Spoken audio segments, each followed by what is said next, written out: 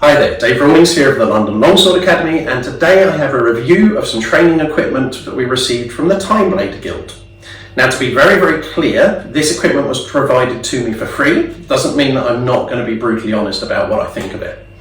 So, first of all, they sent me lightsabers. They are very, very simple tooled aluminium shapes. They're not your really flashy, look like the ones in the movie franchises type lightsabers, but they are good, sturdy, functional. They make exciting noises and we use them in the dark. I let the batteries run out, so I'm going to come back to this and review it later, but we battered them. They worked really, really well, like training Dusaks. It was great. It was a really, really good time.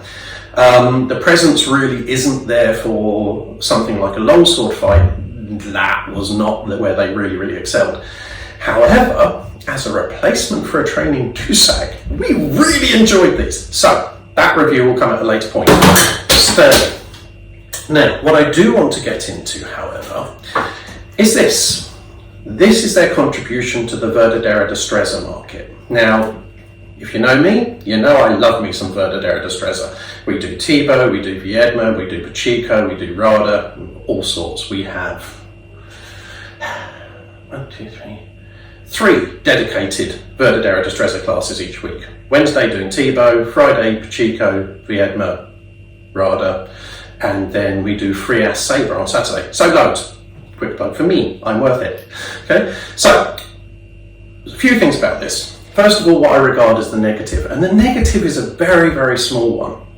The grip size. The grip for me was absolutely fine. I've got kind of like a medium hand with relatively small fingers. But we have a lot of people in the club who have small hands, and this thickness of grip really, really, really isn't the best thing in the world for those people. This is something that people like Destrezania do extremely well. They have a smaller grip and it's much more accessible to a lot of people. And people with bigger hands are not complaining about having the smaller grip. However, the thicker grip can cause an issue for people with smaller hands. The pommel, I thought, was going to be an issue. It's a big, bulky pommel. To be honest, when I was training, I didn't notice it at all.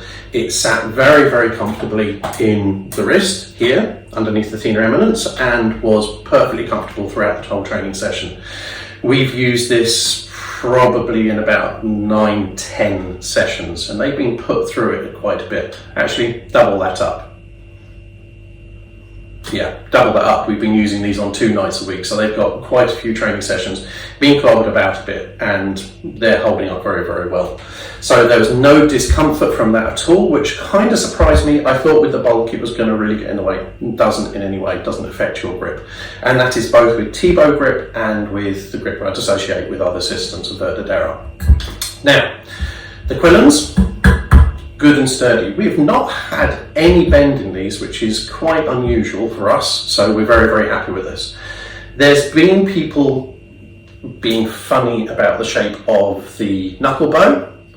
I think that's a nice cosmetic choice. It feels like the Timeblade Guild have made it something of their own. Well done, that's good. Now, it is riveted inside, which again, if you're used to having the more modular type of rapier, this has had no movement at all yet. There's no rattle on either of the ones we're going to show you. So again, very, very good. That does, of course, mean that it makes things more difficult to replace. And one of the things that I love about Destrezania, for example, is that you can break a bit, replace it, break a bit, replace it as you need to. So that's really helpful. But this, the choices they've made, good solid choices, giving you a good solid product. Now, working our way down to the blade, the most important issue, I would say, is that it's a tiny bit long, and I think this is being rectified. For myself, for my height, I'm 5'10". I like to have a sword that is about 42 inches to the cross. I think this is 43 inches to the cross, and that little bit of difference was being noticed by a lot of people in the academy, and I think that's being rectified. We need to go back to this and review them again, because obviously if that affects the balance and the handling, I want to be able to let you know. But it was noticed as a feature that people felt that it was playing a little bit uncomfortably for them for that reason. Now, the blade itself, that is not a Joe Abercrombie plug, although it's a really good set of books. It's a really good set of books, probably the best of everything. Although the Devil's is very good, actually. So, going back to the blade, really good choices on this. Really good choices. Choices that I laud a lot. Good, thickish stock, not hugely thick stock, but a thick stock. And you've got this kind of Meyer-esque, this historical thickness going into thinness here that gives you more metal towards the hilt, which is nice. This has got a good degree of distal taper. Now we're going to go on to this because this leads to something really, really nice. There's a lot of thickness, about 2/3 of the blade, 3/4 of the blade. And this means that when it does actually bend, if you watch here, it's really bending mostly in that last part. And this was something that really, really took me by surprise, because this blade and the other one has got a good amount of presence. It feels solid in the bind, it feels comfortable in the bind, it doesn't wobble all over the place. But when you stab someone, it has really, really good flex. And to the point where usually you'd kind of get a feel when you hit the fencing jacket of maybe this a tiny bit. On these, no, they were just giving you. It was a real gentle feeling. So that's a positive thing for both me and my partner, because it means I feel I can enter a little bit. We're still not piling in. We don't want to bend our swords, we don't want to injure our partners, but it is still a lovely, lovely feature on a sword. So that's that one. As I always do, because I'm a T-bow person, and I know it has not got holes here, I know it's not, okay, it's a cup hilt on a long enough timeline, you get stabbed in the hand enough times, you break your hand in class, don't want it. Cup hilts, okay? So all the same features, they just remove the knuckle bow.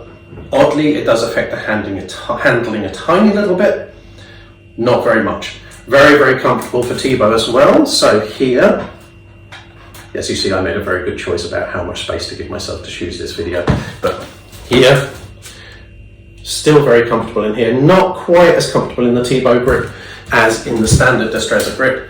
And that's potentially, it feels that the knuckle block in here is pushing my hand slightly away. It's a little bit more uncomfortable. But when I'm wearing gloves, I really haven't noticed it. It's only since I've done this with my hand naked that I can feel that difference. So the only difference here is they've taken the knuckle bow off. I'm a big fan of that because it means that you can kind of turn your sword over more regularly. It doesn't give you hindrance when you're changing your grip and this kind of thing. So for people who do T-bow and who like to change their grip as they're going through, you don't end up with a knuckle bow on the inside or restriction here. So they did this for me. Again, very good choice. So overall, with the exception of the length, which I think they're sorting, with the grip thickness and width, which I would like to see them change, I think this is an absolutely fantastic addition to the Verdadera market. We've all enjoyed playing with them an awful lot. I will still be a Destrezania boy at heart, but I think these are a good solid choice for people. And I think as a competition rapier as well, these probably are going to be a little bit more popular than the Destrezania are. I love Destrezania in class. These are a good solid choice. Lots and lots of good decisions made in these. We will see how they stand up to the months of training, but Timeblade Guild, you can be proud of that. That is a good and interesting Verdadera rapier. So, the other thing that I got from them, which we've been very, very happy with, have been these gloves. I have another pair of gloves with them without the knuckle protection. They didn't fit as well as these. These are a lovely, lovely fit for me. Always with gloves, I'm a little bit wary because they tend to be inconsistent. You'll get one pair that will be really good, the next pair will not be so good. But things that I like about these, very simply, there's no space up under the wrist cuff, and that's probably because they haven't gone for the extended cuff, but no little hole here that you get in a lot of gloves, and I like that. However, if you're ordering from the UK, I think these are cost restrictive. They really, really are a reasonably expensive glove. Still no more expensive than most things, but once you get them into the UK, if you're getting over the customs charge, I think you've probably got better options. But if you're in Europe, they are good. So that's it. Thank you very much, Timeblade Guild, for sending these things to me. Just so you know what we've got coming up, we have a review coming up of some shield knot swords, which are interesting. We'll talk about those very soon.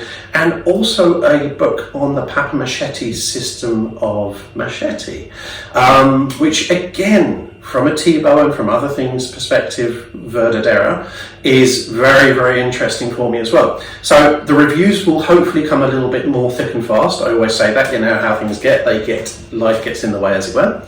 But it's nice to have you back, and I will see you soon. If you've got any questions about these, please let us know. I'll put links down below. Take care. Have a good time.